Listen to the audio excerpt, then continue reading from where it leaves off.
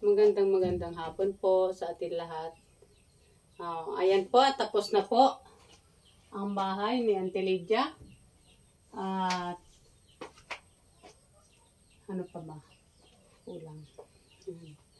Una po sa lahat, ako po ay nagpapasalamat sa unang nagdonor po ng bahay na ito para umpisahan, si Kapitan Alan Manato. At pangalawa po ay ang ating nagwagi na magkasangga na si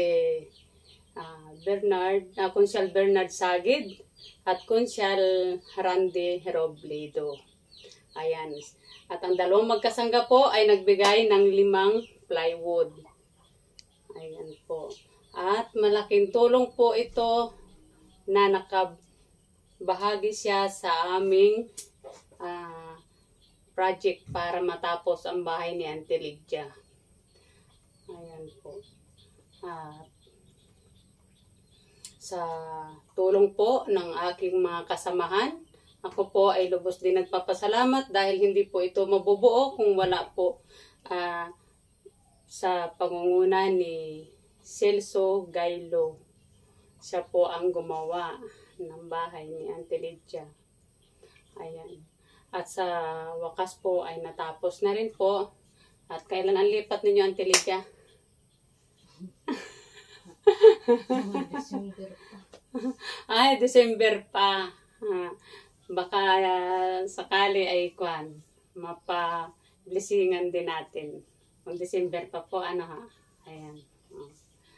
At ito po at may kaunting mensahe po ang ating binigyan ng kaunting tulong na si Auntie Lydia Pilaes. Ayan po. Auntie Lydia. Ayan. Ano pong masasabi po ninyo sa aming handog sa inyo bilang regalo ngayong Pasko? Madam, maraming salamat po sa pagbigay nyo sa amin ng tulong. Lalo't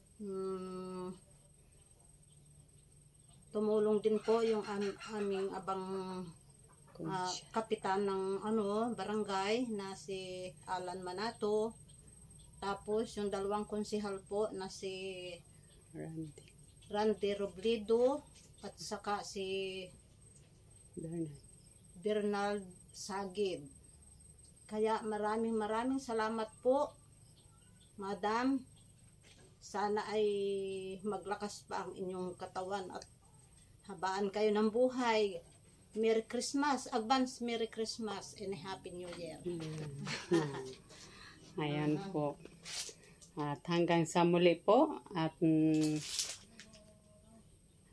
nagtatapos na po ang ating pabahay sa kanya. Ayan. By the way, until the next video, at hanggang dito na lamang po. Salamat po ng marami sa inyong pagsubaybay dito po sa aming munting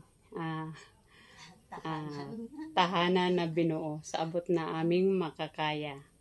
Ayan po. Salamat po. Bye!